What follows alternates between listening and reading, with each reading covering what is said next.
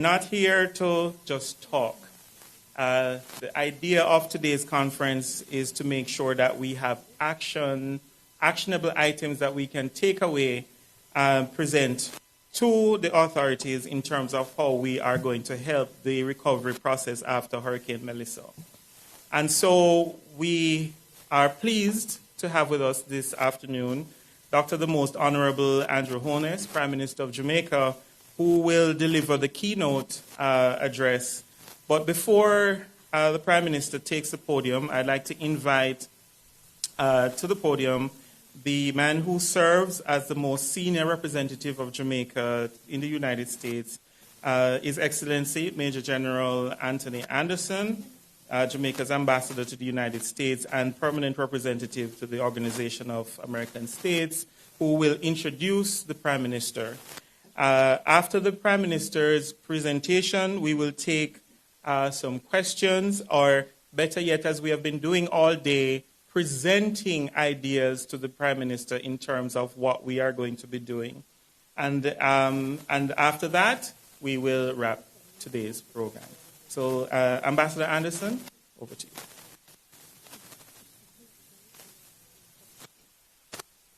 you. Thank you very much, Chris.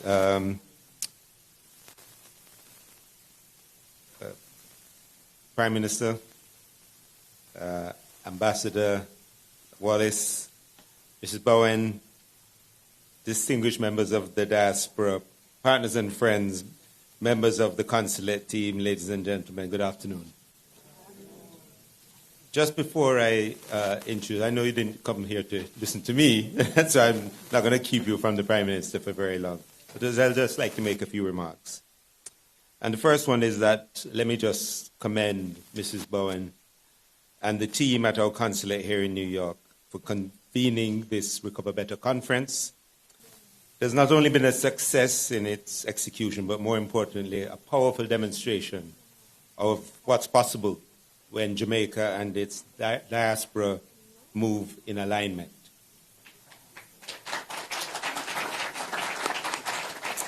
Over the past several days, I had the privilege of hosting Ministers Bartlett, Green, Williams, and Samuda in Washington, D.C. I can tell you this, the conversations are no longer about potential. They are about execution, scale, and impact. The discussions we had painted a picture of a future for Jamaica that is defined by massive investment, development, productivity, and growth. And this is something we've wanted for a long time.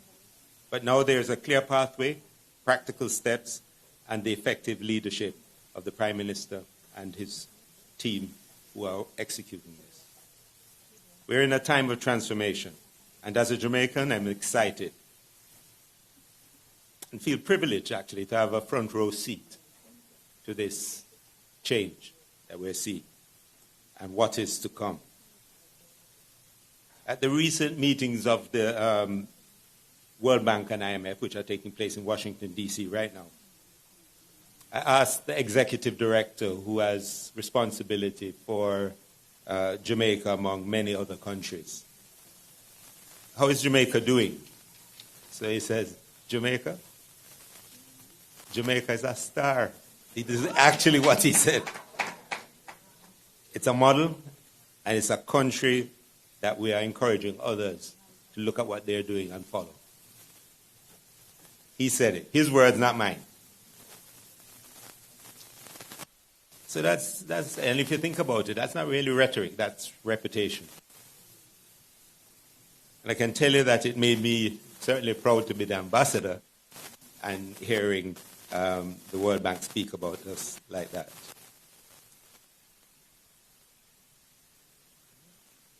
So, in the aftermath of Hurricane Melissa, Jamaica didn't retreat. We responded, we stabilized, and now we are rebuilding with purpose. What is emerging is not simply recovery, but renewal, stronger infrastructure, smarter investment strategies, and a more climate-resilient development path. And let me say this directly to you as our diaspora. Your role in that response was indispensable. I was here, I know. I saw the work, and the work's not over. You're still doing great things. And, you know, you stepped up so well and so fast. So I thank you for that. As a new ambassador coming in at the time, I'm still pretty new, but at the time, it was really good to see that happen. And for all the people who called and offered their assistance and so on, I thank you.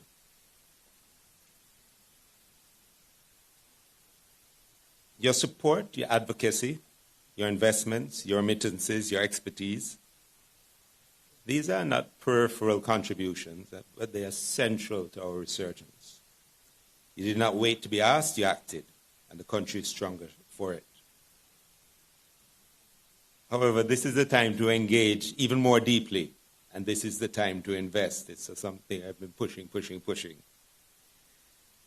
Because the reality is, the world has taken notice, global investors are paying attention, development partners are aligning, and the opportunities are opening. So who better to grab and hold on to this than our own? Ladies and gentlemen, there is one leader who has been at the center of this journey that we've been on, guiding Jamaica through crisis, through reform, and now through resurgence. A leader who does not merely articulate vision, but drives execution. A leader who has earned both the confidence of the Jamaican people and the respect of the international community. And a leader who understands that resilience is not an abstract concept. It is something you build, measure, and deliver. So join me in welcoming our keynote speaker to the podium. Welcome, Prime Minister.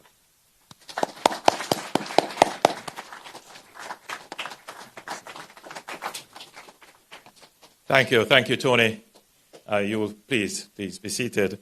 You will forgive me if I dispense with formalities. I believe I will make up back for the time if I dispense with the formalities. But of course, allow me to acknowledge our permanent representative to the UN, Ambassador Brian Wallace, and our acting CG, Mrs. Bowen.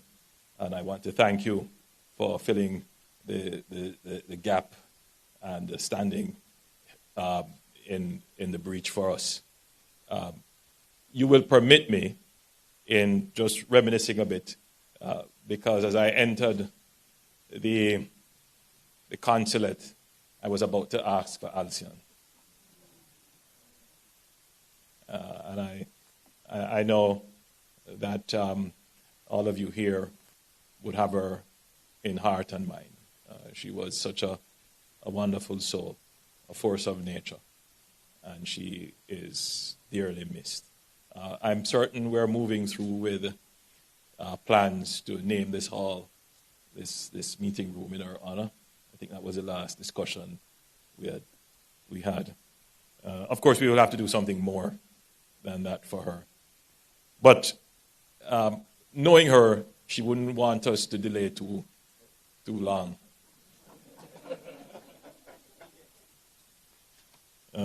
And she would want us to move ahead with the plans, because she was just that person.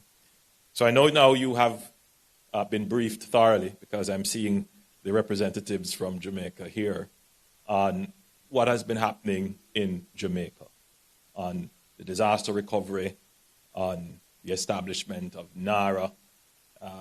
But you know what I know about my diaspora is that sometimes you know more than the Jamaicans at home.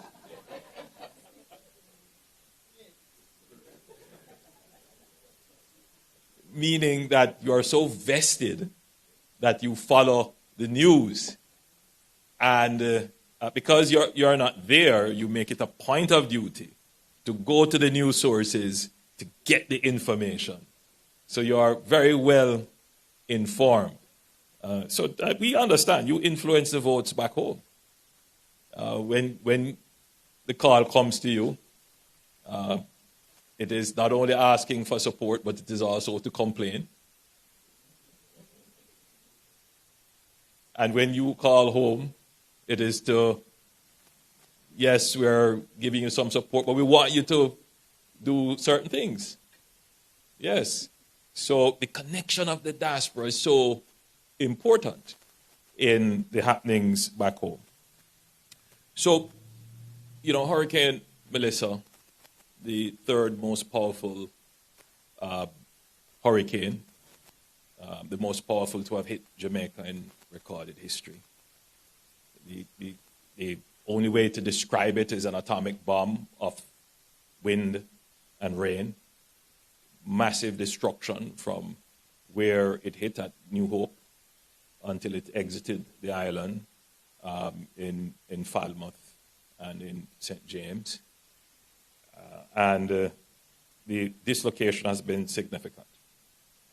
But at the same time, the resilience of the Jamaican people is legendary, and we are recovering.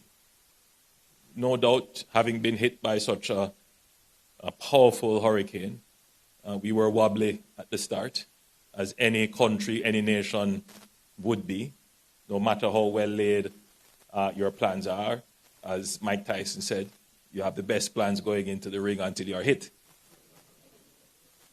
And yes, we were hit by a really powerful punch. And we managed to get through the relief phase of the response. And then we came through the recovery phase of the response. I officially closed the recovery phase last month. And now we are into the reconstruction phase. There are lessons to be learned about the relief phase, the humanitarian phase. I wouldn't say it is perfect, but to be fair to ourselves, we are not comparing ourselves to perfection. We're comparing ourselves to other countries and to other situations. And relative to other countries, as the experts have said, our relief and recovery effort is world-class, without question. Obviously, you will hear the critique, as there must be in a democracy. The criticism is necessary to keep us grounded, keep us on our feet, and not to lose focus, as governments are wont to do. So we see the criticisms as necessary when they are constructive, because in today's world of social media, not all the critique is designed to be constructive. Some of it is just for destructive purposes. But the government filters and focuses. Now, where we are at this stage is to accelerate the recovery. And the critical part of the recovery would be the restoration of electricity, particularly all the utilities, and we have done that in record time. We're about 99% restored in terms of electricity, water, hospitals, schools. The country is functioning. We're back up and running after such a devastating hurricane. Is it, as I said, perfect? No. There are still some challenges that beset us. One of them is the quick distribution of roof repair grants, because an important part of the recovery is the restoration of roofs, because the main damage to households would have been the destruction of residences, in particular roofs. It is not a financial problem. So it is not that the government doesn't have the resources. Let me be careful how I say this. We are not awash with cash, but we have planned in advance for the disaster. So we had some money set aside.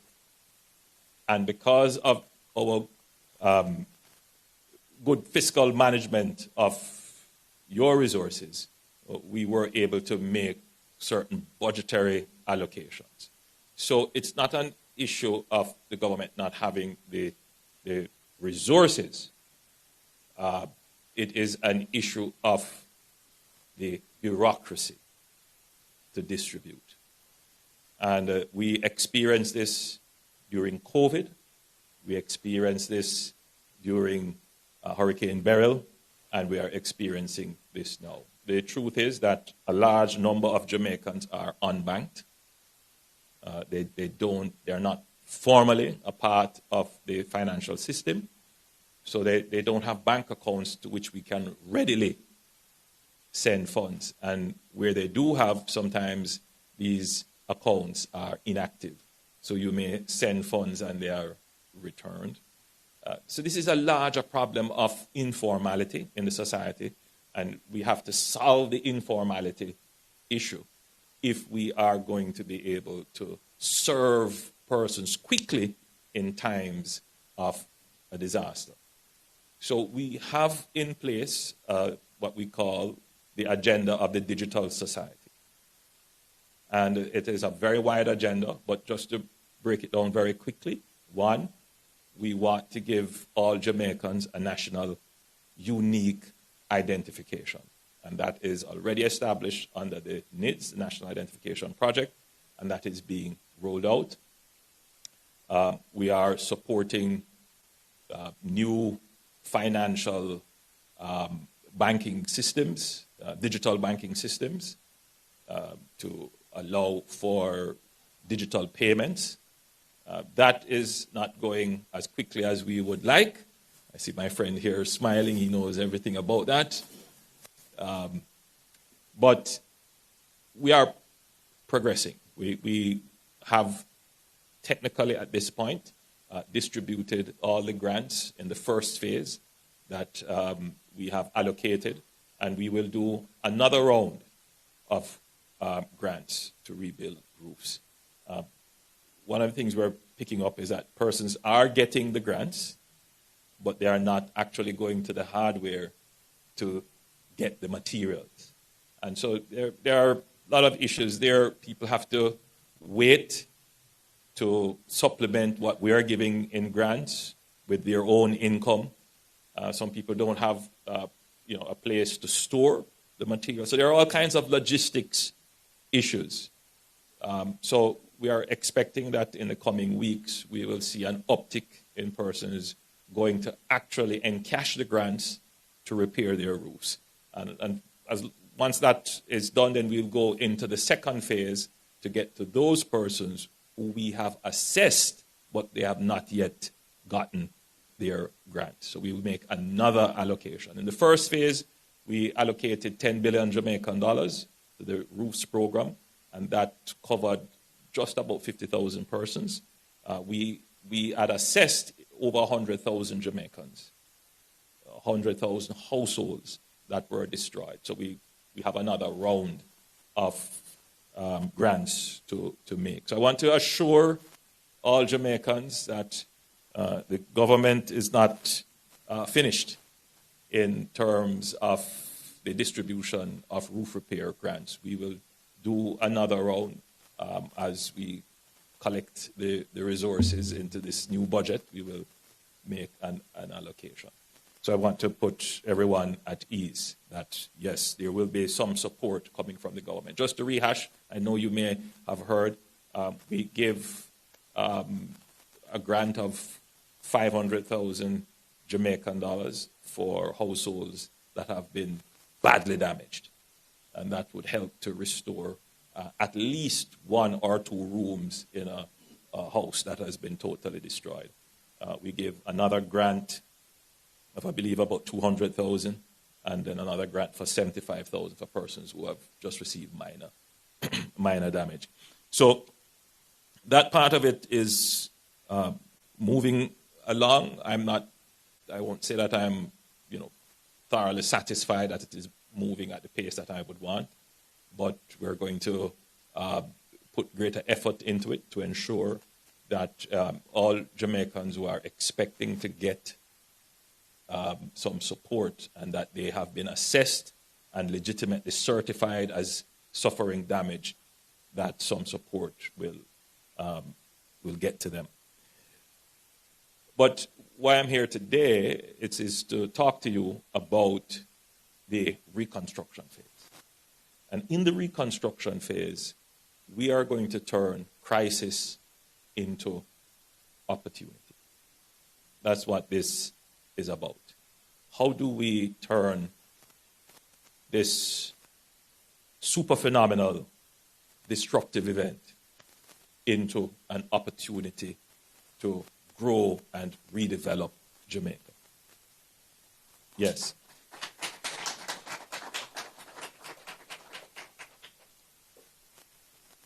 I know many of you who would have left Jamaica and would have had the opportunity to live in a first world country. When you go back to Jamaica, you say, oh, Jamaica is such a beautiful place, but, you know, why are the hospitals the way they are? You know, why did they build the hospital right on the seafront? Why are the roads built right on the seafront? You have many questions about the infrastructure, about the public bureaucracy. You have questions about why is the crime so high? And sometimes it leads to great frustration. When you meet a Jamaican and you get past the era of exceptionalism and the high level of patriotism, then you start to get into the complaints.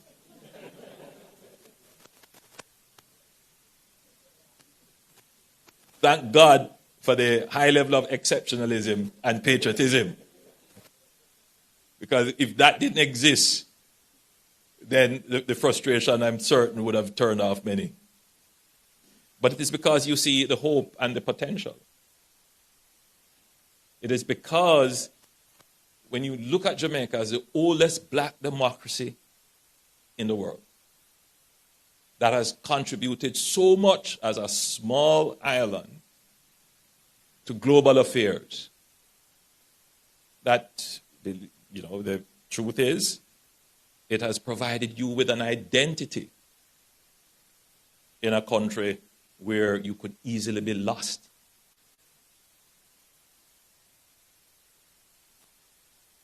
And therefore, you are vested in ensuring that your home country, which provides you with an identity, does well. And I believe that's the root of the connection with Jamaica, because Jamaica holds this promise of all the small countries, small islands. Jamaica could become the next Singapore.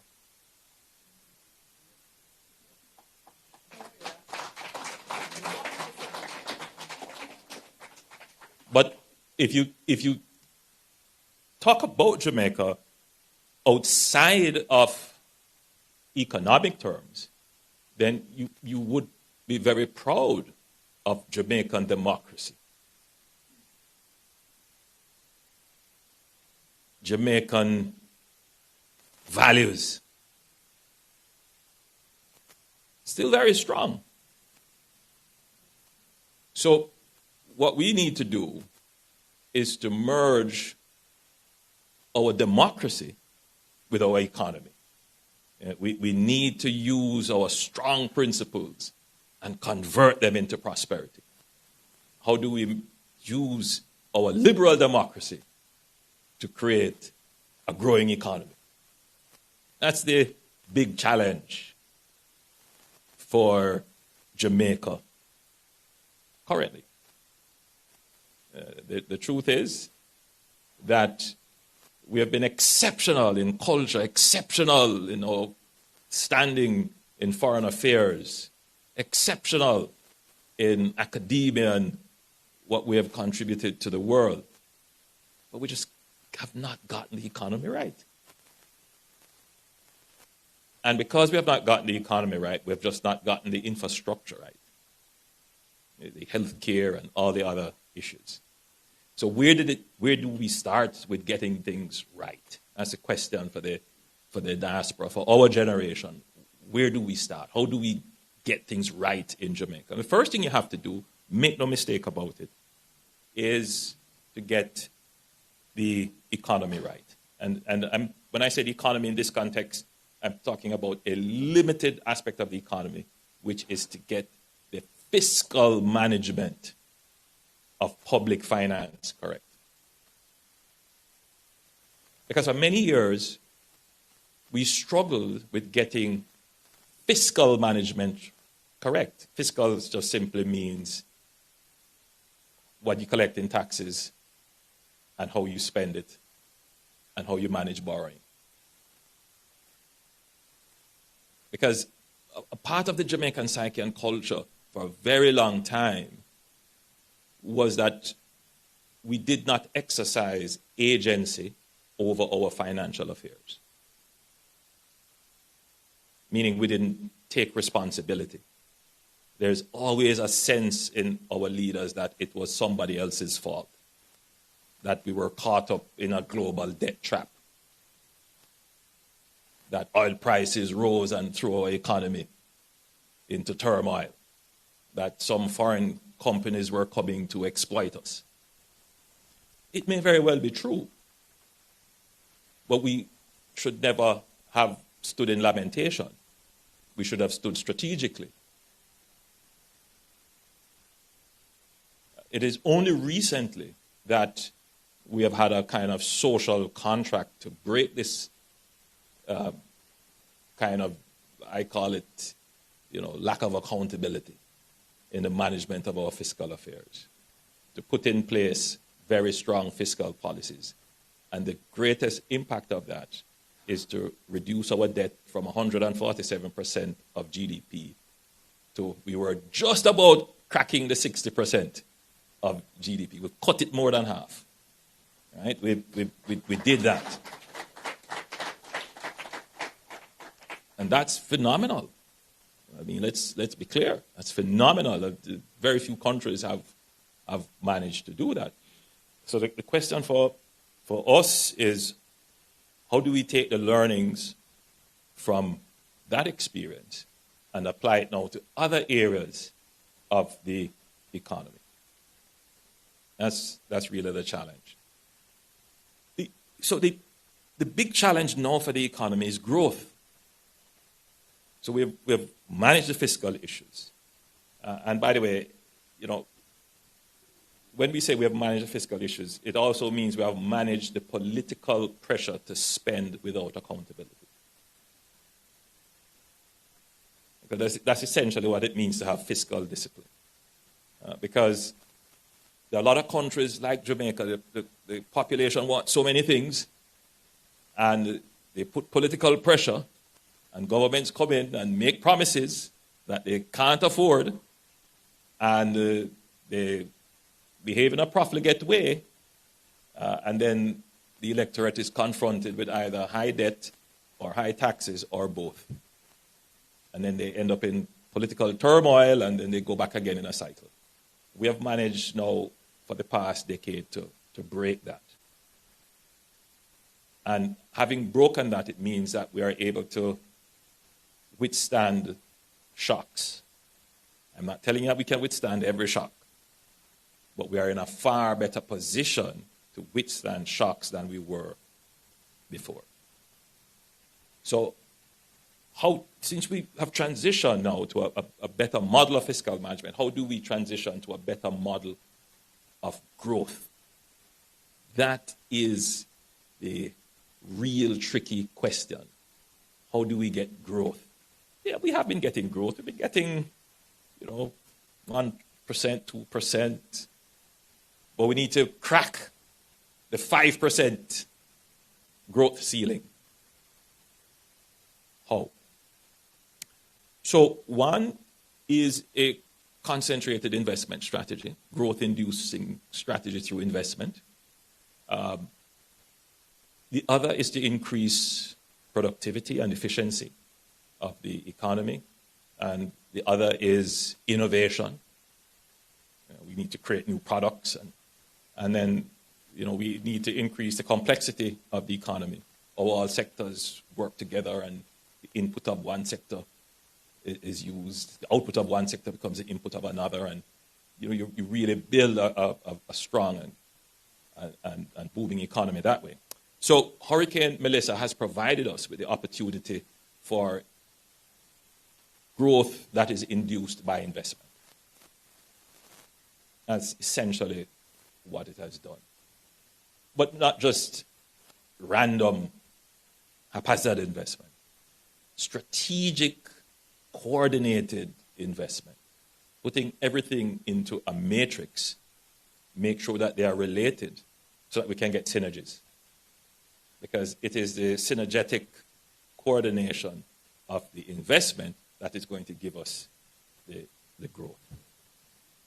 What is the biggest threat to investment in Jamaica?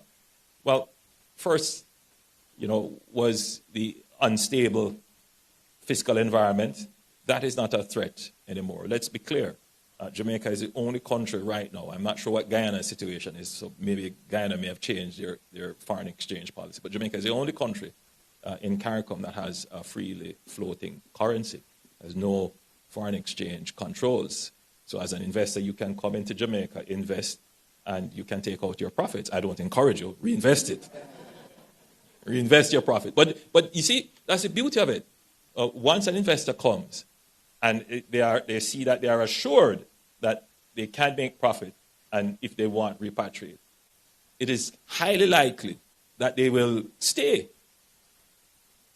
Right? So Jamaica has that now. So for members of the diaspora who are looking on and persons who are interested in investing, this is a very important advantage that Jamaica gives.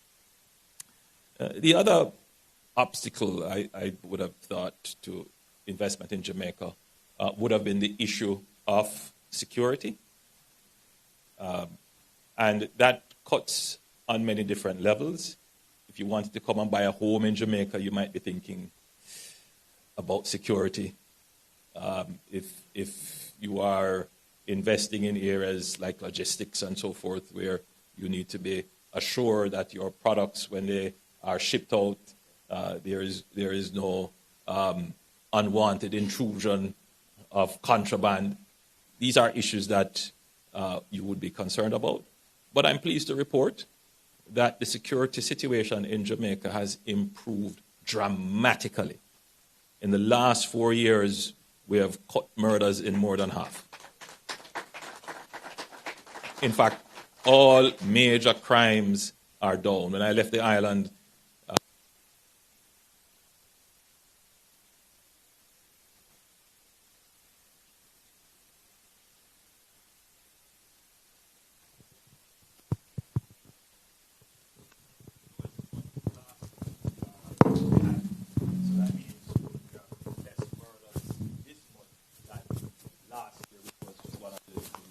we're continuing the trend.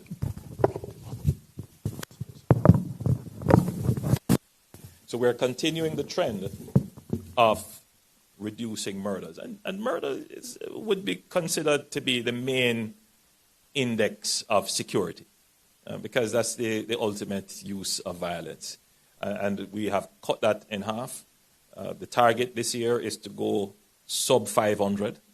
So remember, we're coming from the highs of 1,600 murders per year. So last year we went below, 700? And this year we intend to go below 500, and the intention is to bring it down to zero. Yeah, that's the intention. And let's be clear, right? If Jamaica matches its image of Jamaica no problem and Jamaica easy, Jamaica airy, with actually what's happening on the ground, we wouldn't have rooms to have tourists. Not just tourists, the number of persons in the diaspora who would come home. So that's the intention. We're making good progress there, and it is not a flash in the pan. We have had now 3 consecutive years of decline, and this year looks like it's going to be a 4th consecutive year. Once we crack 5 consecutive years of decline, then we know that we would have totally eroded and eliminated those persons and organizations that are the purveyors of crime, murders, and other dysregulated behavior in the society. And we are going at this with great determination. In essence, we have changed the risk-reward function for crime in Jamaica. I think the criminals understand that increased and capable forces. So we find it, we have the intelligence gate, and we will bring it to justice. So that is, I think is no longer a major obstacle to attracting investment and getting growth. So what are some of the things that are still outstanding? One that we get a lot of complaints about would be the public bureaucracy, how long it takes to get anything done. Can I tell you that is my greatest challenge? And I say that as the Prime Minister of the country. And when I say this, I recall I made a speech about inefficiency and the dense nature of our bureaucracy, and the response of a journalist, well, you're the Prime Minister, just fix it. Just fix it. Stop talking about it and just fix it. Well, it's not so easy because of the bureaucracy we have, the nature of our democracy. The very thing that I just said at the beginning, our liberal democracy, power is not concentrated in the hands of the Prime Minister only. They are independent institutions with independent authority. We have laws that we have made that we can't easily change. And the laws that we have made are there for good reason, because the laws are there to fight against corruption. And that could be a big threat as well to investment and growth. So it's a balancing act. How do you increase the speed of the bureaucracy without increasing corruption in the system? So it's not a simple task. And it's not a simple task either, because even when you propose new laws to expedite and do things quickly, there is great public debate and suspicion that what you are trying to do is to circumvent the existing laws. Which brings me right back now to NARA.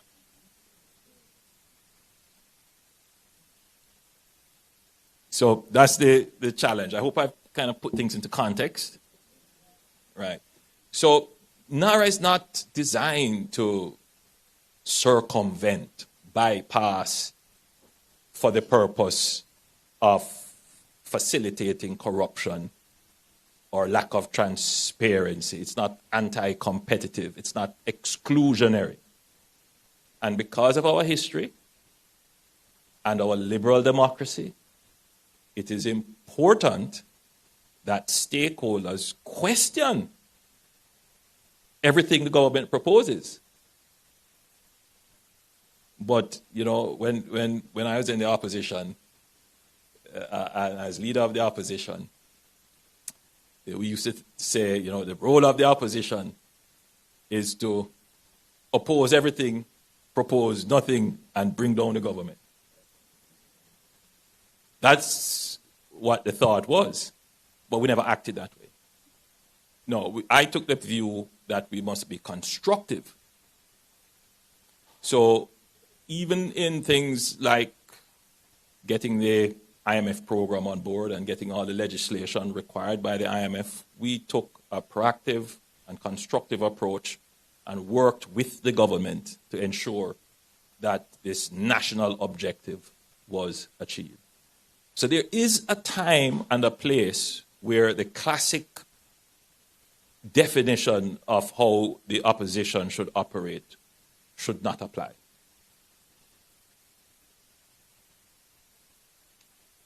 And that would speak to the maturity of the democracy. It speaks to building social partnerships. And that's what we did to build the social partnerships to get us to good fiscal management, to put in place fiscal rules. Now is such a time. The reconstruction of NARA really should be approached as a national consensus. And I'm speaking here, I've said it in Parliament, that has to be the approach. We're not saying that the bill mustn't be criticized. I'm not saying that the bill can't be improved and refined, but there is a space to dispense with political theatrics and performance and focus on the interests of the nation. And I think the NARA bill provides us with this opportunity. The bill comes with a very short sunset clause, so it's not going to be there forever. It's a very limited period of time to get a certain set number of projects executed. And those projects can change the face of Jamaica. The question is also asked, then why not do it through the existing bureaucracy? And I'll give you a few examples. We have a program to restore bridges in Jamaica. It is a program in collaboration with the government of the United Kingdom. We'll be looking at a number of bridges across Jamaica that are in a really bad state of disrepair. Now, the process for public investment in Jamaica starts with investment appraisal. Then when you have passed the investment appraisal, then you go to the refinement and further project development, then you go to procurement, then you go to contracting, and then you go to execution. The first 4 stages are usually longer than the execution stage.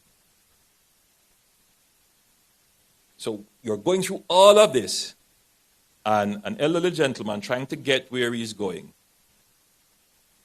Though the bridge is cordoned off and people know you shouldn't go on this bridge, but he's trying to get where he's going. He falls off the bridge, which is one of the bridges to be addressed by the program, and dies.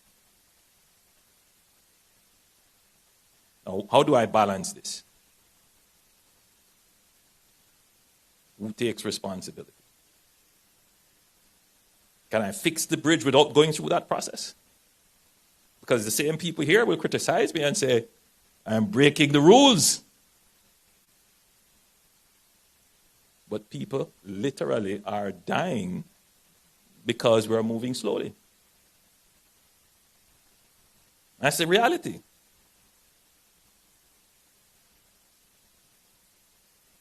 That's the reality. The existing process can't carry us through what we need to do here. And the existing process must address the things that are already in the pipeline to be done. So these new projects would displace. So we want what is already in the pipeline to get done, the new projects and those that we pull out of the pipeline to get those done quickly. That's the objective. There are questions about governance. Governance, there's nothing that you do in a modern democracy where you do not consider the issue of governance. Governance means at its basic, accountability. How are the public funds reported on, and how do we assure the public that the funds that you have provided through your taxes or through loans, that they are actually used for the purpose for which they were allocated? So that's the accountability and accounting part of it. Then there are issues of fairness and equity. The people who get to spend the funds and benefit from the funds, why? Why did you get the contract and not you? So those are equity questions. Was it competitive, or was it because of who you know? Then there are the conflict of interest issues. Are the people making decision also have an interest in benefiting from the funds? And there are some other deeper equity issues as well. So governance is important. And governance starts from the minister. Then there is an intermediate body, which is the board in some instances. And then you have the executive, the person who actually takes the policy and converts it into the outcome. Now, between the minister making the policy and that policy getting through to the board, to the executive, and then converted into an outcome, there are many slips between the cup and the lip. There are many ways in which policy, though well-intentioned, can go wrong.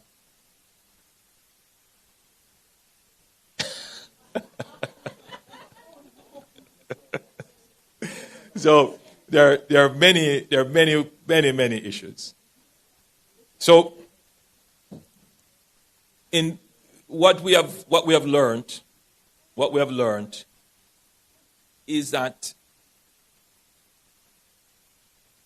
the utilization of the social partnership has created a mechanism of governance that is super effective, because it brings the public into the decision-making process and into the oversight process, directly and indirectly, by having persons who are of high repute, known integrity, reporting on the activities of an executive for performance.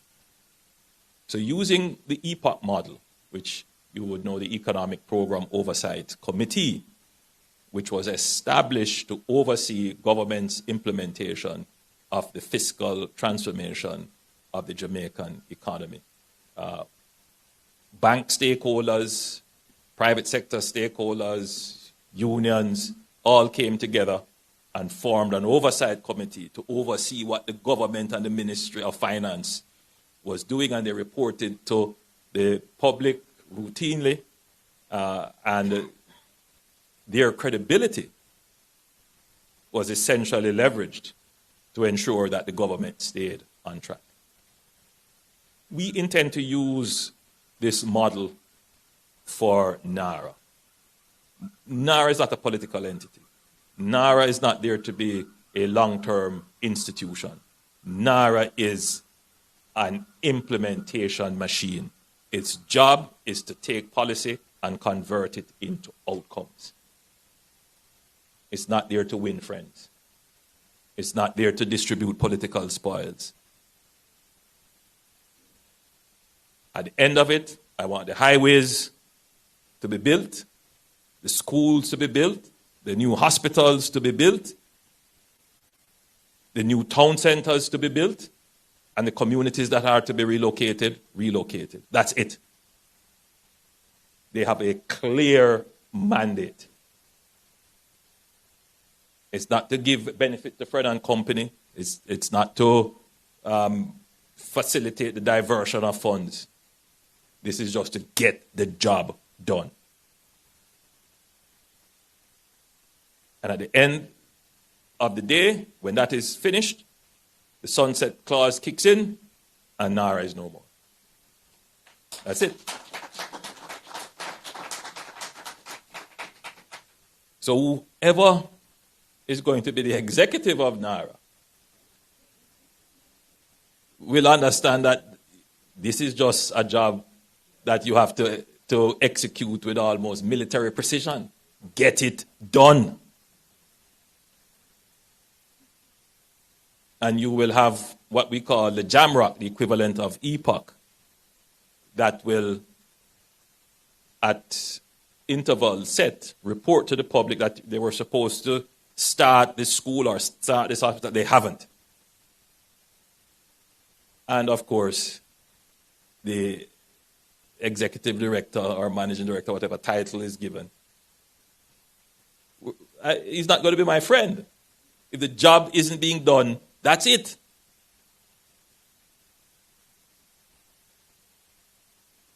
Now, I know there's a great fear in Jamaica for this. There's a great fear for this kind of arrangement in terms of how our public bureaucracy works, where it is totally outcome determined. Because can you imagine if this were the model for all public entities, that it is solely a matter of how you perform. You keep your job by virtue of your performance. Can you imagine? So yes, I understand why there are great fears in some quarters about an entity like NARA, because it is totally performance-based. And that's what we need. If we are serious about getting growth, we must transform our public bureaucracy into one that is performance-based and outcome-determined. Right now, we are process-based. It doesn't matter if the man drops off the bridge and died. What matters is that we followed the process.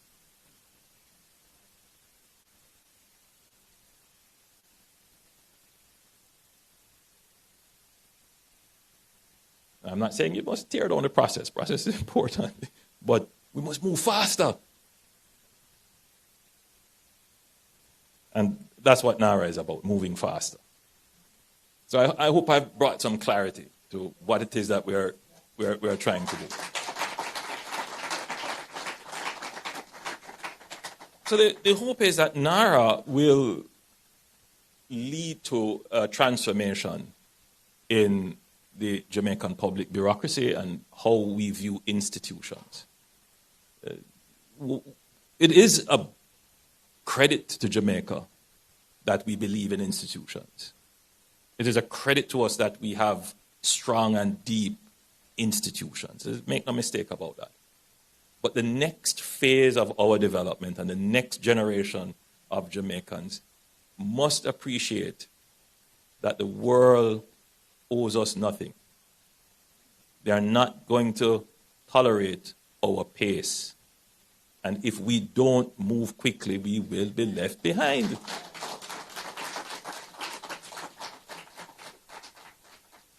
So we need to get our institutions working much faster. So again, to this point, then just change it, Prime Minister, just change it. Every speech I give, every interaction, that's what it is. It's about building the public opinion to effect the change, because that is the contract that we have in our society. That's why we have a liberal democracy. The people's views matter. My job is to explain why some of the views that are held are not consistent with the vision and the ambitions that you would want to see materialize, so that we can get the social change. So there is a process that we go through. So I've been on this, I've made this speech maybe 30 times already. but we keep doing it and we keep doing it. Eventually, you will call your aunt in Jamaica and say, you must tell them they must move faster. And then that gets into a song somewhere. They make a DJ song about working for. And then you see the culture start to change, which then reinforces, because that's the democracy, right? That's our democracy. That's our democracy. And that's what we've been doing. We're not trying to be bullies about this. And it does take its time. But I think NARA has given us an opportunity to accelerate this. And so what we have done, we have put certain things in place. For example, we have put in place a speed program. We have the integration of technology into our bureaucracy. We're doing all kinds of things to introduce technology to speed up our bureaucracy and to change the way in which we do business. And little by little we're seeing the change, but we want to make a big change now. And NARA is going to be that big change that we want. So we look forward to the support of the diaspora. We look forward to you interacting with Jamaicans back home and explaining to them, the speed of thought that business operates here. I keep saying we have the fastest man and the fastest woman in the world in terms of the record. We should be the fastest people in business.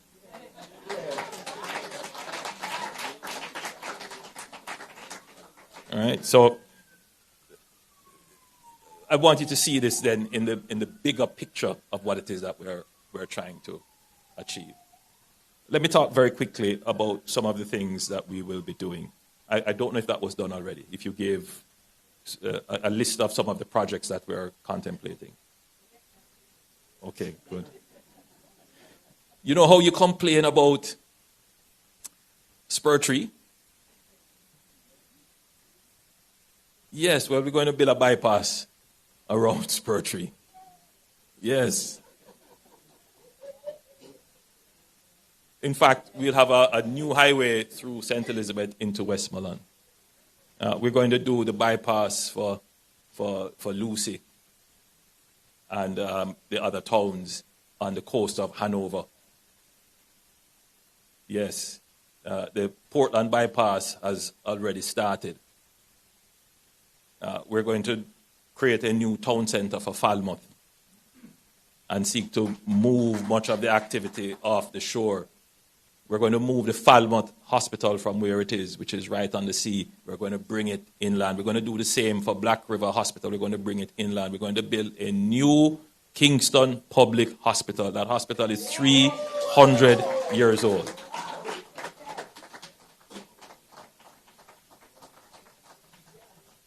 We're going to do work on the Sandy Gully. We're going to build a new port in St. Thomas.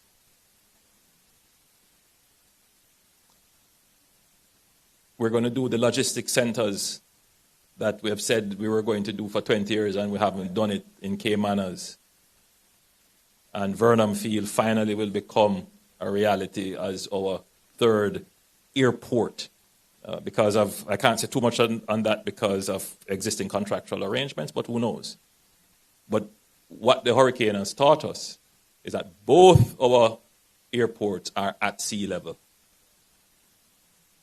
And therefore we need to have facilities inland on higher ground. So that's strategic. We have to do that. That's imperative, actually. So it's a quite large register of projects. But they can be done. They can be done. The loss estimated by our planning institute is $12.2 billion US. That's a little more than half of our GDP. We have identified about $6 billion. So if we're going to truly reconstruct and recover all that was damaged and so forth, we would need another $6 billion. So we've come up with a plan to crowd in private investment. That's what we call the FAST program. And we have said, if you have a project, $15 million US or more, come to us. We will see how it fits into the matrix of projects because we want synergy. And you will get on the fast track for approvals and permittings, and you will be linked into the financial network for loans and other support, and including technical support. The way to explain this would be, so we're going to build this new highway. In building the new highway, we would have opened up lands that prior to were not accessible. Could those lands be used, let's say, for housing? If that is so, and the owners of the land now have accessible property, why not form your conglomerate? Let's put you on with the NHD, and let's see how we could develop your lands. But the synergy comes from in building the road, we know what the sewer and water requirement would be. So instead of just building the road, we put in all the infrastructure. And better yet, we make the lateral connections. And while the road is being done, the housing construction is being done. So that's the idea of kind of crowding in the investment. So if you have $15 million there and it's burning your pocket, come to Jamaica with it. We have projects. We have projects that make sense, and we will quickly approve for you to get started. That's the idea. The leader of the opposition was saying, I'm coming to New York to beg money. I will always seek support for my country. And I totally agree that when we come to you to seek your support, you must be confident that when you give funds to the government, it is properly accounted for and properly used. There's no question about that. 100%. And one of the reasons why we have been criticized as being slow in spending the resources that we have is because we are following the processes to the T. Because as you know, our Auditor General has been very active. And by the way, that's a sign of a strong democracy. So that's a sign of a strong democracy. So we have been very, very careful, very cautious in ensuring that whatever we use the resources on can be justified and it is accountable. Just to be clear, because I'm not sure that it is in the domain here, that so far, in total, Jamaica has received 1.471 billion Jamaican dollars in donations. So that's about $9 million. Remember what I said was the total loss? 12.2 billion. I'm not going to tell you what percentage the donation is relative to the loss. You can work that out. All right? We're going to go to questions shortly. I'm going to wrap up now. But I just wanted to say that in this figure of $1.47 billion would be donations in cash. By the way, this is just cash donations. This is not what you would have sent in the barrels and the pallets and the bags and all the other things that you have sent, which is much, much, much more than the cash donation, just to be clear. But in the cash donation, some of this would have come from governments, would have contributed. Government of China, many of our CARICOM countries and so forth would have given funds to ODPEM directly. So the 1.4 billion Jamaican dollars or $9 million is not only what is given from the diaspora. Just to be clear, however, 17,000 persons donated on the platform. So you know it's widespread. A large number of persons from the diaspora would have given what they could. And so we're very appreciative. I want to use this opportunity to say thank you. And what we have used it for, most of it has been used to support what we call the government-directed roof repair program. Right? So we used it to buy the materials to replace the roofs. So far, between the JDF, the government of Guyana, and other entities that have contributed, 400 and odd roofs have been repaired so far, and the program is ongoing. Some of it will be used to buy equipment, and because that is specified by the donors. So we'll be using it to buy heavy equipment that will last for the next disasters to come. So that is in the resilience building. So this is not money that is going to not have a lasting impact. So I want everyone to be assured that the funds that have been given are being used for good purposes and well accounted for. So I think I have entertained you enough, and now I am prepared to take questions.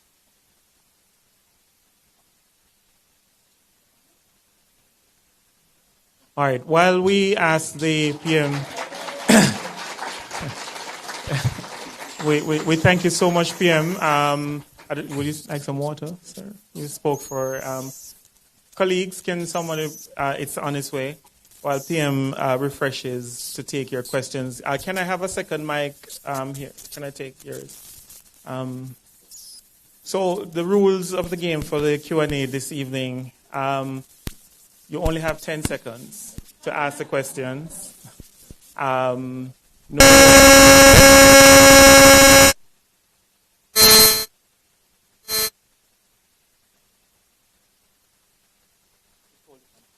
right, so no long presentations leading up to the questions. So just ask the question, or if you have an idea, as we have been doing since morning, which is that we're presenting ideas as how we can recover better.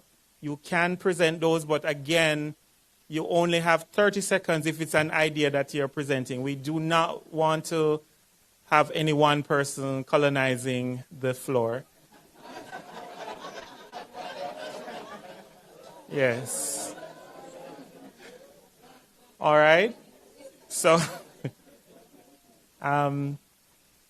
yes, we just want to make sure that everybody is able to ask. I just want PM to get the water before we ask. So, by show of hands, we'll start, so I can start identifying persons. And here's what's going to happen. If you didn't ask a question this morning, I'm going to give you priority. And then we come back to the other persons who were asking questions all day. So let me see.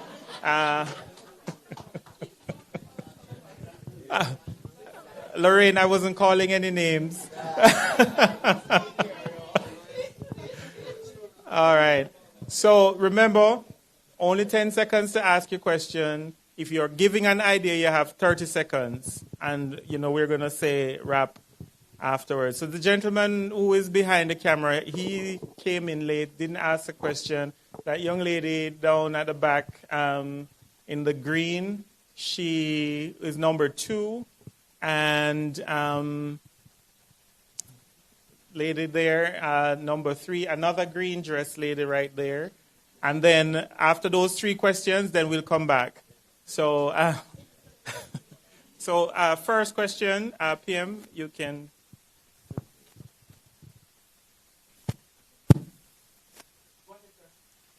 Mr. Prime Minister, I'd like to commend you on the stewardship of Jamaica post-Hurricane Melissa. My name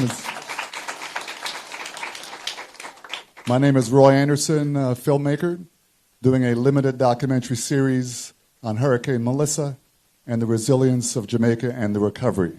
So my question to you, sir, is this. It's a specific question. Will this be in the documentary? No. Background. Given the scale... Because I'd ask for makeup. I can get you a makeup artist. All right, so Given the scale of the impact in St. Elizabeth, the country's breadbasket, what does meaningful recovery look like now, several months after the hurricane? Well, firstly, speaking for St. Elizabeth and Black River in particular, is the restoration of electricity. That's number one, and water, number two. One of the things we haven't discussed is the removal of debris. Debris management has turned out to be a huge challenge after the hurricane. And we have dedicated almost $2 billion for debris management. We were already stretched as it was, and the hurricane has stretched us even more. So the cleaning up of Black River, though not perfect, but substantially better than what it was before, that would be significant. And the start of restoration of roofs, that would be significant.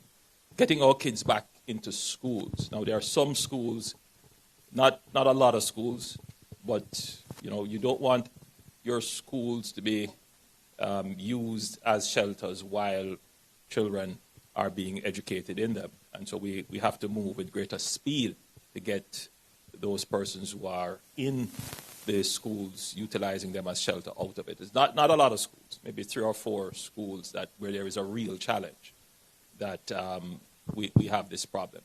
We're giving ourselves the end of this month to solve that. So by and large, life has returned to some normalcy. People are functioning. But if you were to ask about St. Elizabeth, particularly Black River and places like Kongpong and so forth, the reconstruction, that is what is going to make the difference. So the hospital, to build a new hospital, in fact, to build a new town center, urban center for Black River. In effect, it will become a new capital for St. I'm trying to avoid the term new city. All kinds of things have been... I don't know why we are afraid of building a new city. Countries are building cities every year. It's part of the spread of urbanization. But yes, we will build a new urban center, and we will do some amount of relocation. Because there is a particular area where it is clear that rebuilding in that area would be just setting up yourself for another disaster. So we will have to do some relocation. Yeah. Good. Hi, thank you, Prime Minister, for your comments. My name is Ashley Allison. I support the Northeast Diaspora Council. I want to go back to your comment about mobile payments and the amount of cash system in Jamaica. There are many countries that have lower GDP, but they have higher rates of mobile payments and more banked individuals. So what are some specific ways that you are looking to not only increase the number of people with mobile payments personally, but especially in commerce? Can you name some specific actions? All right. The purpose of mobile payment is to combat the number of persons who are unbanked. So, yes, there are countries with lower GDP but have more persons relative by percentage that can be involved in using digital payments. They may not have a bank account, which is the difference. So in Jamaica, we may have a higher percentage of bank, but still not as high as we would want, but a low percent of persons utilizing digital payments.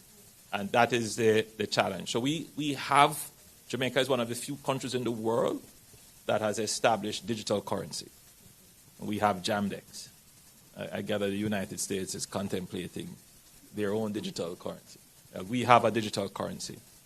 But it has not taken off as we would like. Part of the challenge is the banking system being willing to fully roll out what would be necessary to support digital systems.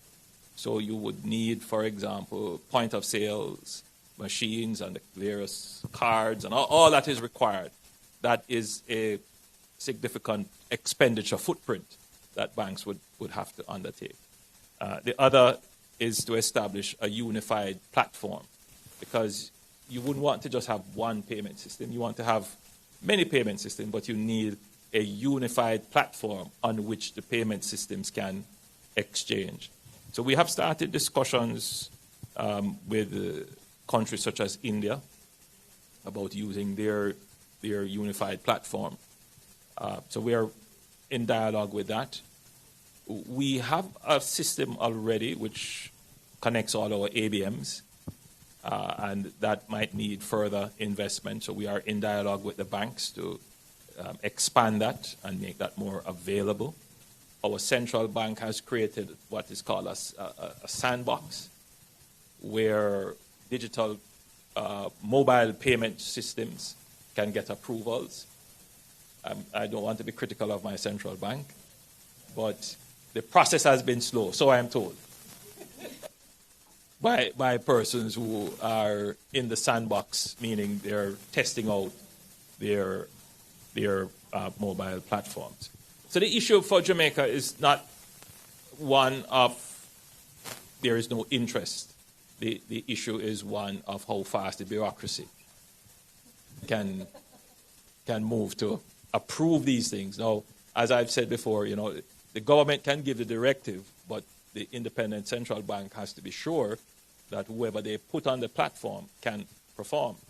Government has to be, meaning the government, the cabinet has to be careful how it tries to direct the central bank in doing these kinds of things. And that is part of the democracy that we have that sometimes the public doesn't understand and leads to frustration. So me speaking in this way, I'm certain the governor of the central bank is hearing me and will send me a note to give me an update as to where we are with the spread and greater utilization of digital payment systems.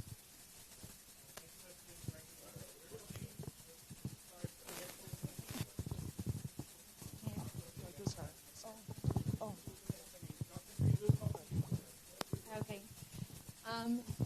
Hi, Mr. Prime Minister. I know you mentioned a few things like having investments of $50 million and above receiving...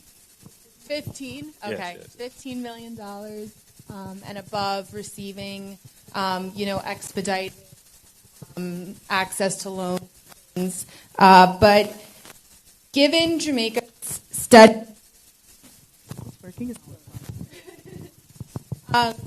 steady GDP growth, I wanted to know what specific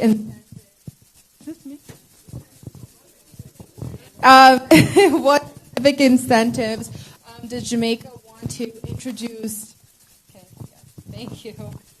To attract post-hurricane foreign direct investment, particularly in logistics and manufacturing, as well as renewable energy, because we know that climate change was at the forefront of this hurricane. And we need to rebuild mangroves and other things in order to create an environment where Jamaica is strong enough to withstand another climate disaster. But on top of that, I just wanted to say, so with these contracts and these developments, how would you ensure that the recovery-related contracts would create equitable opportunities for young entrepreneurs and small contractors, part of the diaspora, as you say? Like, how are you going to attract us from, my grandparents are born and raised in Jamaica. My father's born here, so I'm pretty removed, but I care about this country a lot, and I want to know, in what ways I could add. So in what ways could younger people in the diaspora find an equitable way to give back to Jamaica and also possibly do business? So, good question. So just to be clear, that the fact that we have introduced the FAST program is an incentive. The expedition of bureaucracy is a significant incentive because it means lower cost and greater time to output and outcome. But outside of that, we introduced what is called the accelerated capital allowance benefit. That means that businesses can claim up to, I believe, 100% almost of their capital allowance, which brings down their taxable profits, which essentially gives you more cash in your hand to keep investing. And that's just one of the incentives that we have given.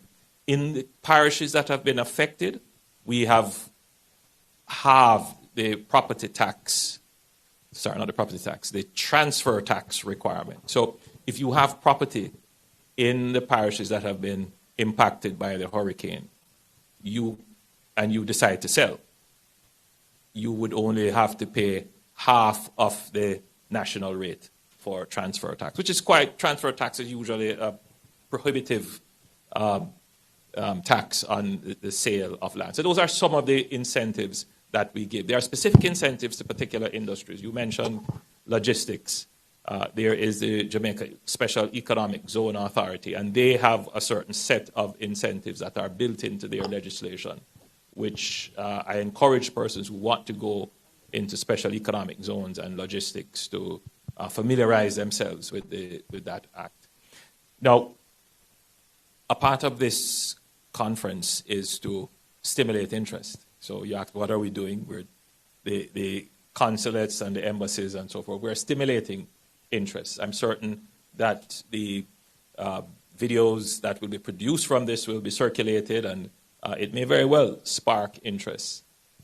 But look out for the advertisements, because your question was, how do we ensure that there is equity and fairness in contracting?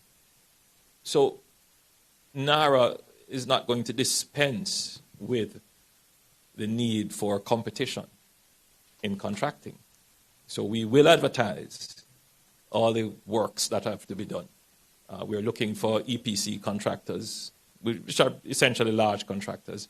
But when they do come to Jamaica, they will be required to involve and include Jamaicans here and Jamaicans at home to participate in the rebuilding of our country. So yes, we will ensure fairness through competition, and we will have a requirement for Jamaicans to be included.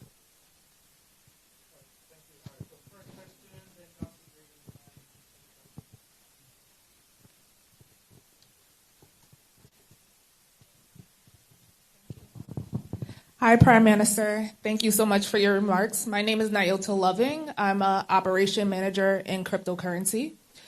I know moving fast has been a topic of conversation and a pain point for many, especially myself when trying to do business in Jamaica. Just like the young lady here, I am a bit far removed. My grandparents were Jamaican. I found out I can get descent, and I did that. So super happy to officially be a Jamaican. So what are we doing to attract young professionals like myself from the diaspora who are already used to moving fast within American corporations into the institutions in Jamaica to help move faster? Because I know how to do it. I can come in and do it. That's what I do. I do operations. But how do I get there? What are you like? How are we attracting the professionals in the diaspora that are young and doing it here already, that are willing and want to come back home? You mentioned you're into crypto. Yes, I am. So one of the things we need in Jamaica, it would be support in developing the regulatory framework for some of these new industries, like digital assets and so forth. So it's not that the government is going to go out and headhunt in many respects, because you would then face a challenge. You know, why are you picking people from overseas? Why are you not picking the people who are here? And what we like to do is to say, here are the opportunities, come. Right? And if you indicate that you would like, then we will reach out. So I'm happy you're indicating, and you notice what I picked up, crypto.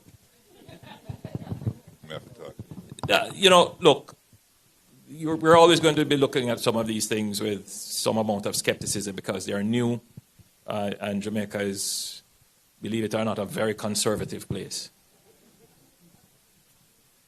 So we're not going to be the first adopter of some of these new industries. But, it's not going away. It's going to be with us, and there may very well be a space there for Jamaica to perform in the digital asset space.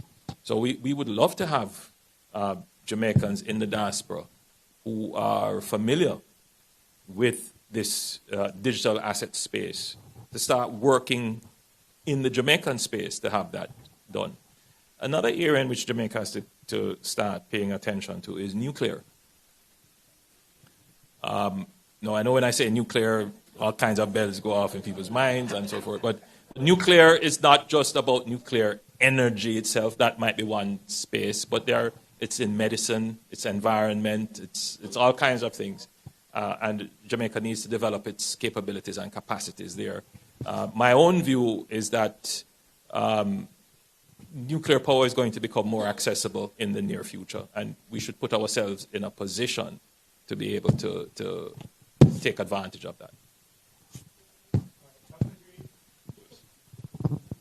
Hello, Mr. Prime Minister. Do I have to talk through the mic?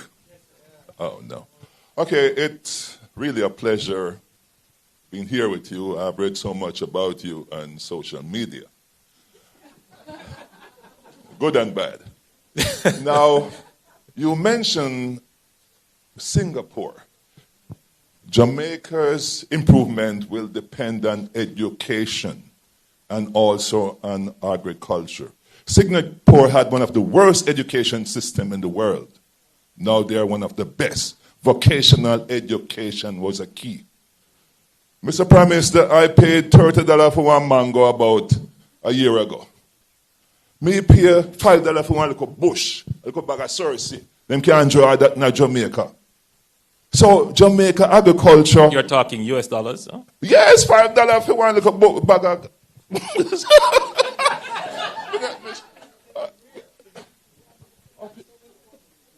Yeah, in New York here.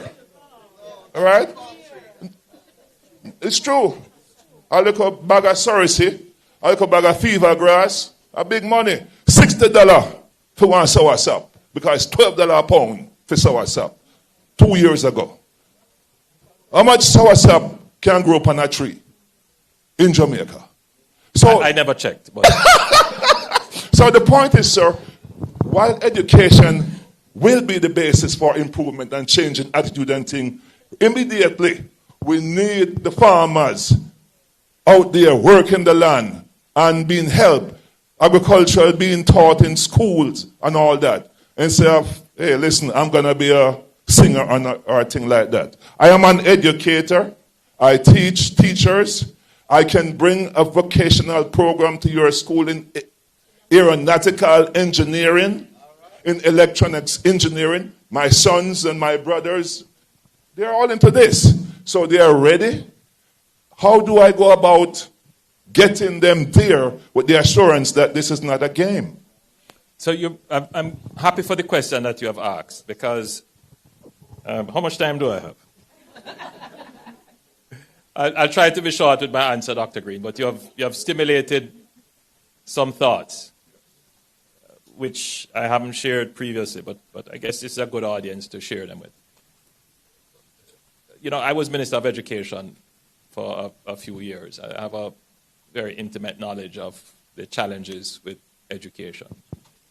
So yes, there are challenges with the curriculum. There are challenges with behavior management. But there is also a huge problem with education infrastructure. Our schools are aged. They are old. We take pride in saying, we have a school that's 300 years old. Or to be able to deliver the modern curriculum, you need modern facilities. And if you look at the design of some of our classrooms, they're not ergonomic. So you wonder how the kids learn. The time is getting hotter. And the children are sweltering in some of our classrooms. The real challenges with the architecture of the school, the design of the school. We have real problems with even sanitary facilities in some of the schools. So we do have a National Education Transformation Plan. But a part of that plan, which we want to execute under NARA, seeing that it is a subject of the discussion now, is to build 7 STEM schools: science, technology, engineering, and mathematics. But Jamaica is naturally artistic, and so we have to include the arts, and so we call them STEAM schools. So the modern facilities will also support the arts, the creative arts, as well as trying to position Jamaica with the necessary engineering and technical expertise that is needed for the new economy. So if your question is, what are we doing to transform? This is one tangible thing that we're doing to transform the education system. I could go on about the curriculum and so forth, but I want to just focus on that because these schools will be done under NARA.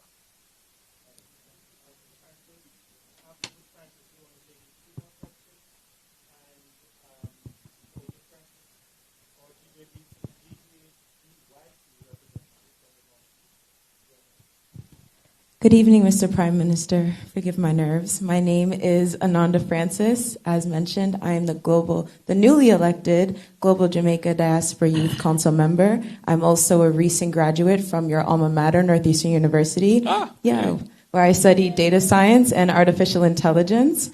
And hearing the young ladies of the diaspora talk about how they want to be more involved, hearing you mention the lack of formal trade structures, the need to digitalize and modernize our society, as well as to move faster, to be more rapid. You mentioned this as well in your CARICOM Heads of Government meeting as well. So I wanted to present to the group as well to you, Prime Minister, what the GJDYC is currently initiating as well for the young ladies who would like to be involved. So the Northeast region is very wealthy. We have New York City, we have DC, we have Boston. There is money to be made here and money to be invested back into Jamaica.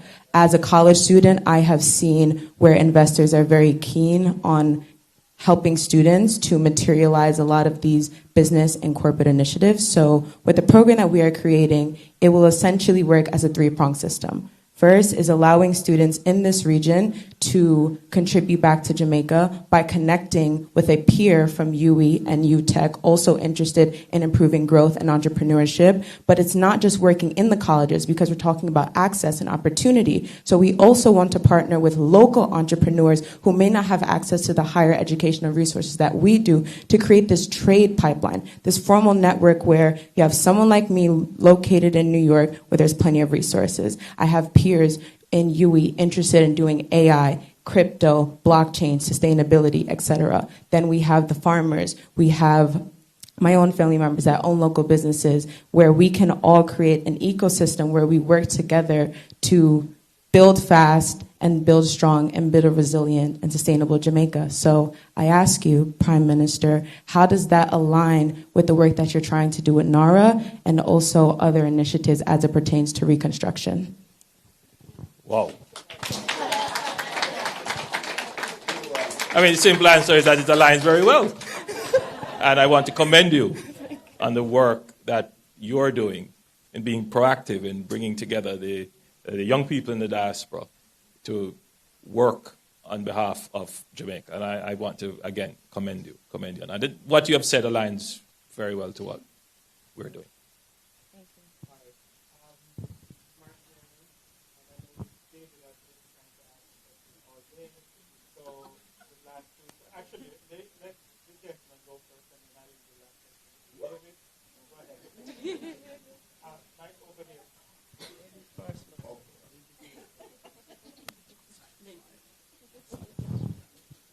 Age before beauty.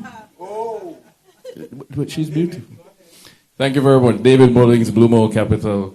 As you know, PM, we were working on a project in Old Harbor, 700 houses. Just full disclosure is a $17.5 million investment for those houses. We've expanded beyond that now. Not for each. No, the houses. Well, you know the price. Just to be clear. Well, yeah, just to be clear. 17.5 million expenditure to build the 700 houses. We've now expanded to Negril. We've been approached to do 109 in Negril. And we're looking at 115 acres in Westmoreland, in White House. These are the projects we need. And by the way, we have a housing deficit of 150,000 houses thereabout. Right now, is needed. So the price of housing in Jamaica keeps going up precisely because the supply is low.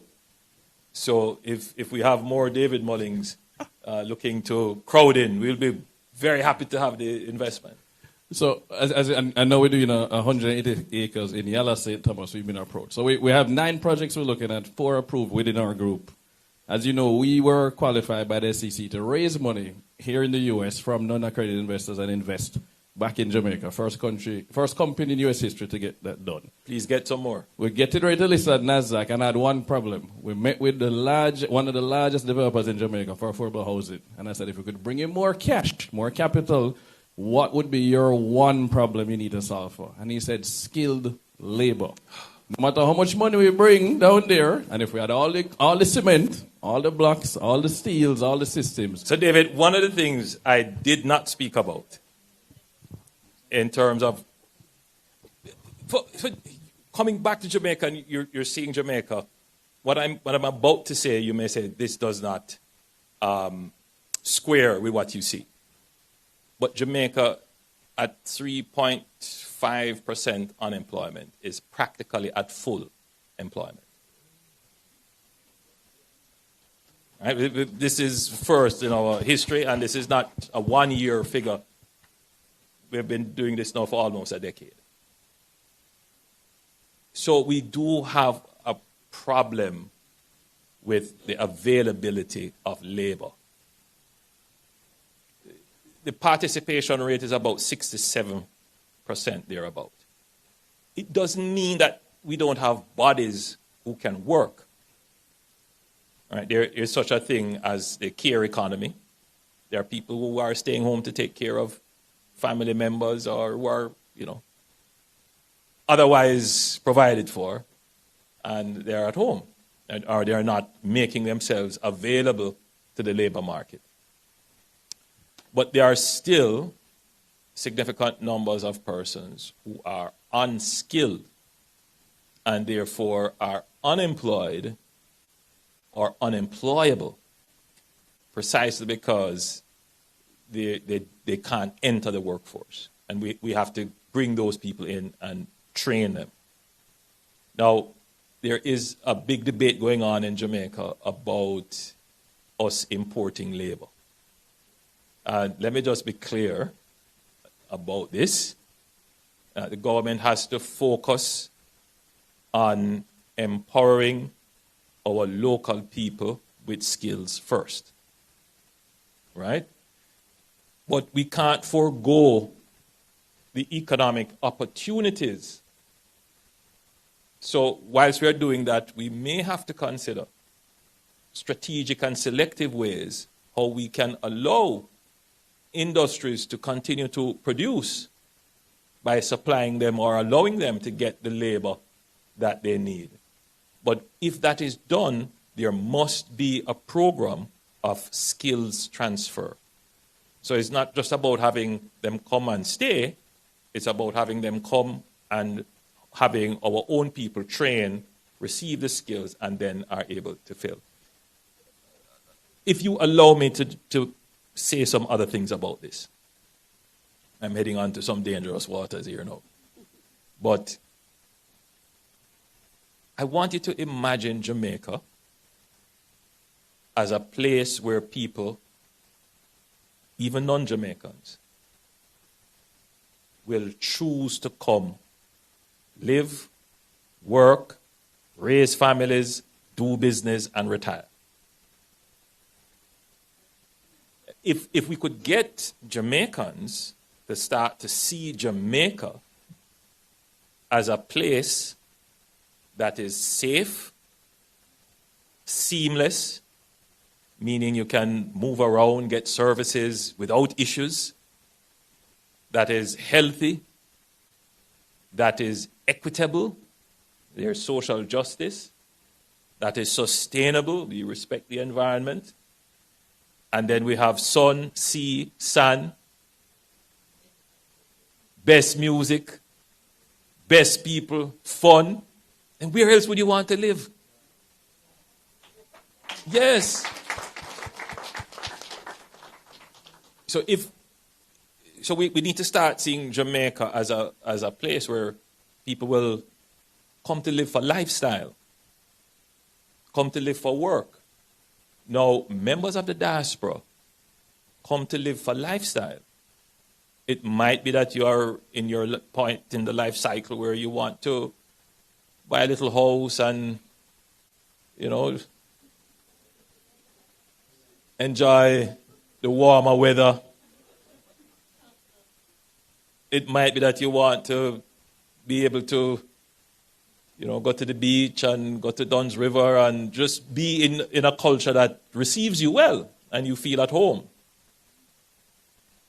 But it might also be a place where people would love to come to get, modern facilities to live. Could you imagine Jamaica having a modern city? Penthouses and, proper health facilities and recreational facilities and so forth. People would just come for that purpose alone and invest for that purpose alone. By the way, that's Dubai. But you don't have to look as far as Dubai. That's Panama. They don't have anything over us. What is it that is going to make people want to come to Jamaica over Dubai and Panama? The price of the houses, yeah, but there are people who will make the decision. Price is not going to be an issue for them. But there are people that they want security. They want to know they're safe. They want to know that they have the health care. And they want to know that there is seamlessness. And so this is what we're trying to build. What we're trying to build, 2.8 million people will not grow Jamaica. The market that 2.8 million people create, it's not enough to grow Jamaica. We need to start to think of Jamaica more in the region of 5 or 7 million. And we can bring people in if we have good government, if we have security, good health care, proper roads. That's what we're building for, right? But we always have to remember, first and foremost, we build for Jamaicans so that Jamaicans can be happy. And it is in their happiness that there is the hospitality and receptivity, that we embrace people to come. That's the objective. So we are going to increase our efforts in training, but we cannot continue to miss out on the economic opportunities that we are foregoing because we don't have enough skilled labor in particular areas. That's the strategy. Thank you. Good evening, Mr. Prime Minister. Thank you so much for being here. As a homeowner in Black River and having come back last night from Black River, and that was my 5th trip since the hurricane, I can attest to the fact that every single time I go back, it is better and better and better. When people go and they say, oh my goodness, it's true. When they say, oh my goodness, it looks so bad, I'm like, you should have seen it the time before, and you should have seen it the time before. So I know that. My question is that when you think about the fact that a central feature of performance-based systems is, an infrastructure around bonuses and disincentives and incentivizing. And, when we talk about systems and people say, the system isn't working, and the response is always, well, actually, the system is actually working because it is rewarding exactly what it is created to reward. So I'm wondering with NARA, is there a heightened system of bonuses and penalties, whether fiscal or otherwise, to ensure that we have that movement, right? So that, and I know that we will see where if the project is X percent completed. Can I suggest something? Yeah. Look. The knowledge is in the diaspora as well. Yeah. You see, if sometimes it is good to have persons who are knowledgeable about Jamaica but not connected in a sense that they have a particular interest or connected to a political party or anything, to explain issues to our family members and friends back home. Because what you have said there is so eloquently put that it's not that the system is broken. The system is designed to do exactly what it is doing.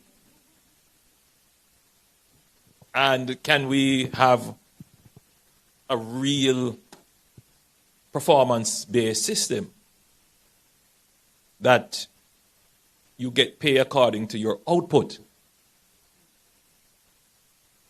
Believe me, that is not a popular thought.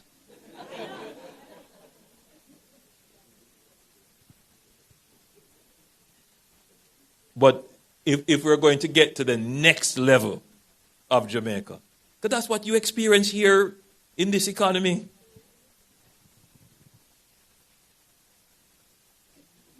Yes, you see that every day. Now, can you get your relatives back home to become comfortable with that concept? I hear the reservation. But you see the difficulty that we face. It's not just about an edict, right? It's about getting every Jamaican to change the way in which they think, right? To change the mindset. That is the challenge, to change the mindset. So yes, NARA. So I give you an insight. I wanted this to be legislated, to be placed in the law.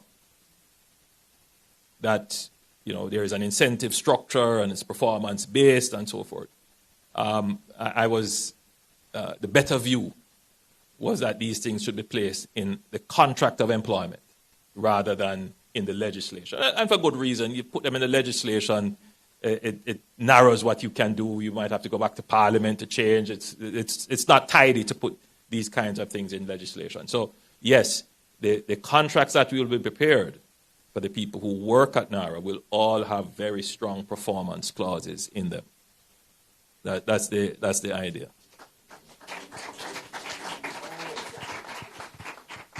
Thank you, everyone.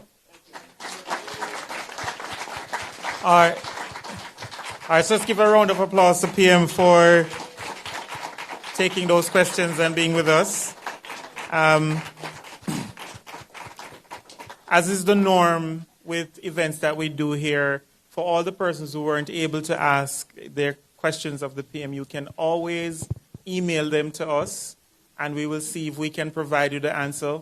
You have our email address. Just send a question to the email that you use to register, and we will forward the questions onto the relevant departments and ask for a response to be sent to you.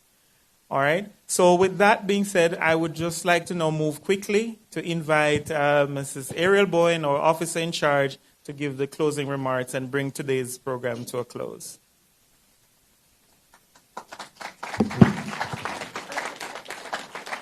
Thank you very much, Mr. Benjamin. Prime Minister, Ambassadors Anderson and Wallace, distinguished moderators, presenters, panelists, and of course, participants who traveled far and wide to be here today, I thank you. It has been a pleasure to have hosted you today at this Recover Better conference here at the Jamaican Consulate in New York. Let me say, Prime Minister, how honored we have been to have had you here today. Your visits to New York are always met with great anticipation, and this has been no different. We thank you for the clarity and the comprehensive presentation that you have delivered, as only you could have. I'm sure the entire participants wish to join me in congratulating you on your well-deserved award by the American Foundation for the University of the West Indies, which you will receive tomorrow afternoon. Your presence at the conference today has enriched our discussion and brought renewed impetus among the diasporans this side to contributing to the recovery efforts of our Jamaica. Bruised, but not out. Thank you, sir. To all our moderators, speakers, participants, Thank you for the engaging and thought-provoking perspectives you brought to this meeting. I thank the Honorable Floyd Green, Minister of Agriculture, Mining and Fisheries, who was quick off the mark to confirm his participation in this event. I thank the Honorable Rhoda May Crawford, the Minister of State in the Ministry of Education, Skills and Information, for her comprehensive presentation that was very well received. Thank you, Ambassador Anderson, for making the journey from Washington, D.C. and introducing the Prime Minister. Ambassador Wallace, our PR at the United Nations, Jamaican Mission to United Nations, thank you for standing in the gap this morning and taking care of business for us. Representing the recently established National Reconstruction and Resilience Authority, you've been hearing the acronym all day, NARA, out of the Cabinet in Kingston. We heard from Ms. Trudy Deans, Senior Advisor to the Prime Minister, Mr. Demoy Carr, Office of the Cabinet. Thank you, Ms. Deans. Thank you, Mr. Carr, for your presentation and for making the trip from Kingston.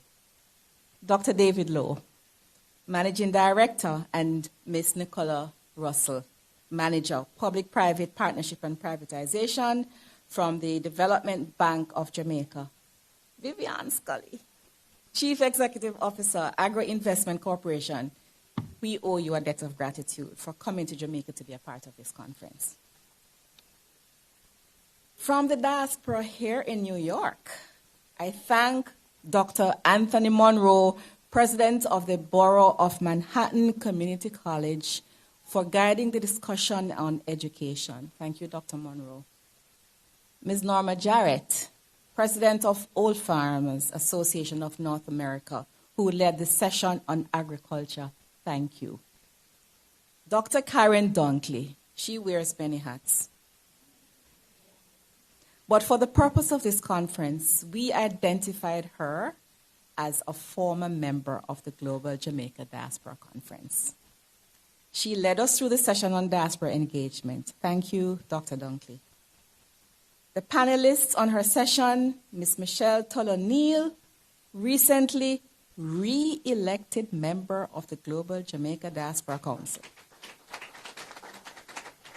Mr. Sean Anthony Brown, Sector Lead on Commerce, also on the Global Jamaica Diaspora Council. Thank you all so much for your contribution and participation in this event. To our audience, those who have joined us online, those who are here today, without your questions, your engaging participation, this would not have been what I consider to be a successful conference. Thank you. The Jamaica Tourist Board is always very supportive of all we do. I don't think anyone is here today, but just in case you're joining us online, thank you. You know why we're thanking you. Last but not least, the consulate team.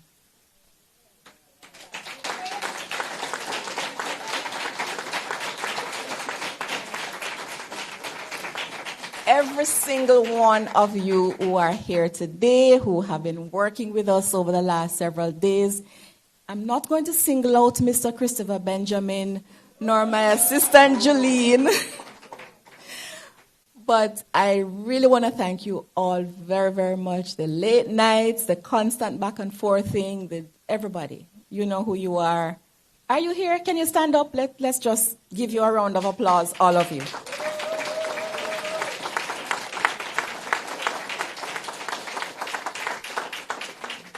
The rapporteurs will be submitting their reports, and as we intended in the very beginning, that we will ensure that we do pick those very action-oriented items that we can share back with our principals in Kingston. We intend to do that as we promised.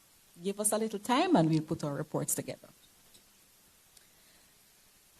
I want to invite us for, as we close, a quick get-together for a family picture. It is a thing that we do these days, a quick family picture, and we have our photographers.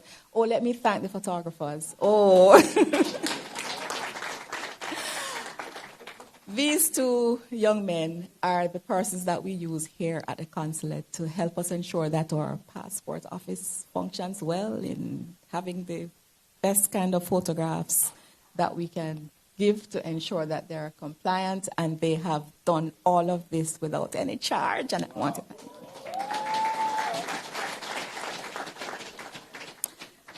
So, I hope I have not left anyone else, anyone off. The men and women, yes?